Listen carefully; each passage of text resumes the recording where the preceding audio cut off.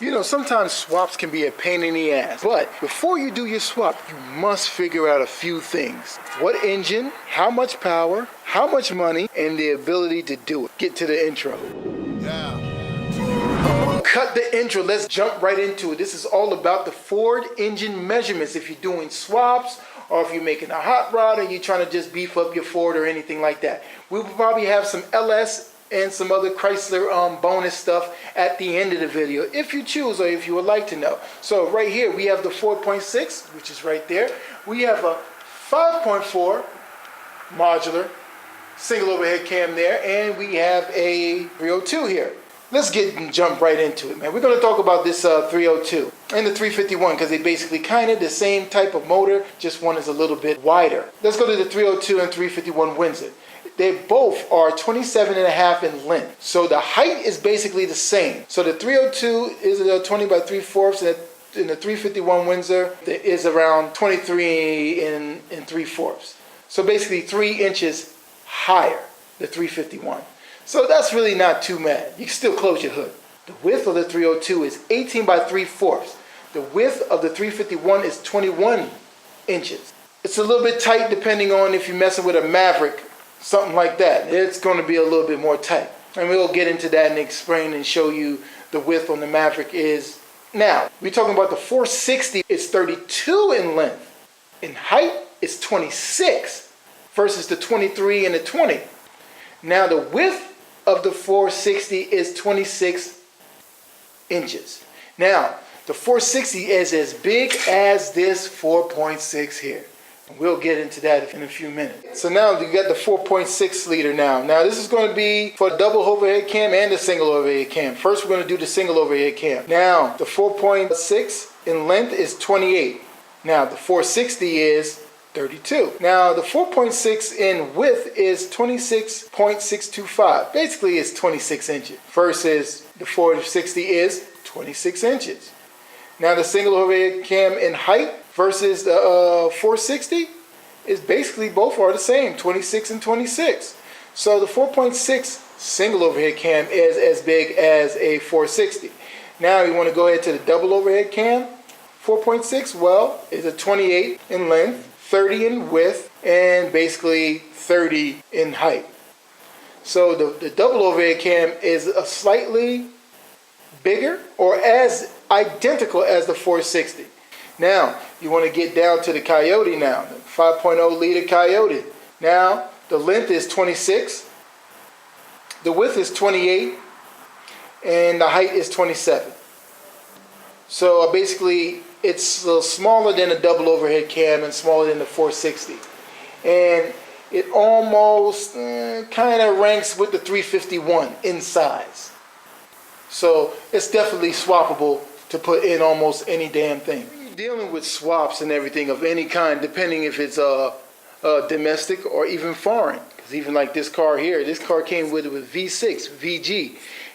For some of you knows, that's when the old 300ZXs, the V6s. And then he put in a 240SX motor in here. This is almost a direct swap to put right in. You really don't have change no mounts. You just put it right on in. This can be done in any kind of way. So when you're dealing with swaps, this is the cheapest of the cheapest. You can find this engine anywhere. It's available. You can rebuild it for cheap, probably around $300 to $400. You know, they got little cams for it, and this one has a cam in it. And this one he slapped in a turbo. The turbo is right there. So, you know, you can do little dipsy-doos in your little swap, but you got to know what you're dealing with and the prices. You use a nice little eBay turbo like that, and you can probably turn this 150 horsepower engine, basically really 110, somewhere around there. And then you could turn it into 250 easy. Boost it up, there you go. APR studs in there, and you're good. And that's just how you can deal with a swap. If you have something like a BMW, see this E30 right here? The swaps are endless in this. You can either put the V8 BMW motor or the bigger upgraded inline 6, or they have a swap kit to put a 302 straight in here, right inside this thing here.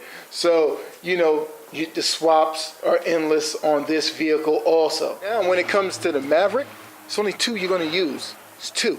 That's it. 302, 351. Now if you want to go the extra mile and cut the shock towers and get the Mustang 2 suspension underneath there, no problem. You can go ahead and do that.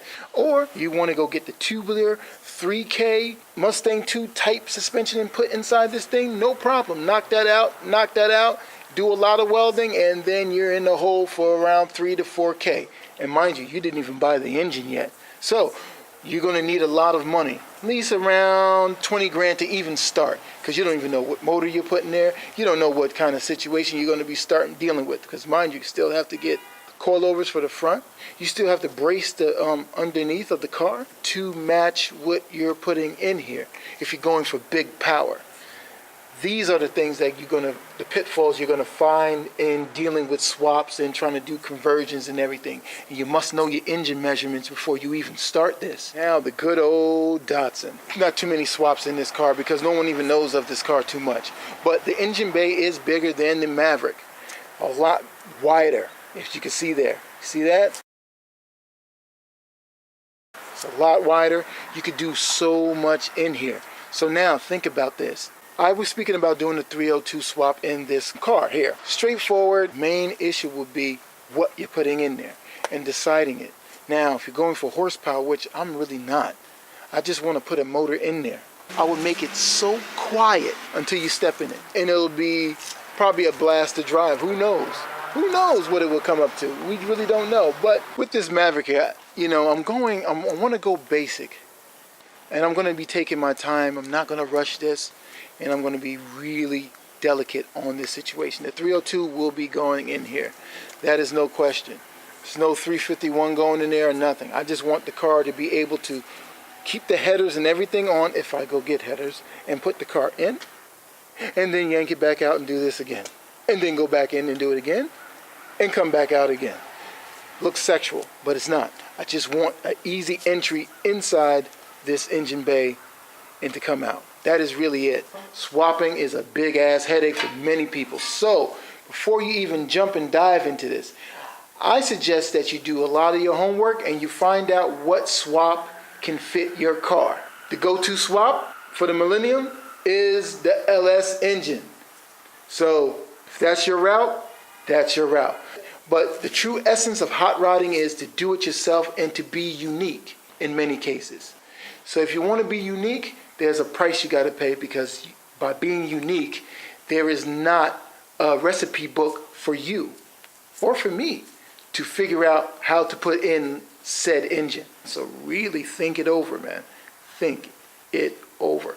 All right, check you guys out. Thank you for watching the Ford V8 engine measurements here on BST4 channel. And here's some other measurements of some other engines and stuff like that. Hope you guys enjoy. Check you out, man.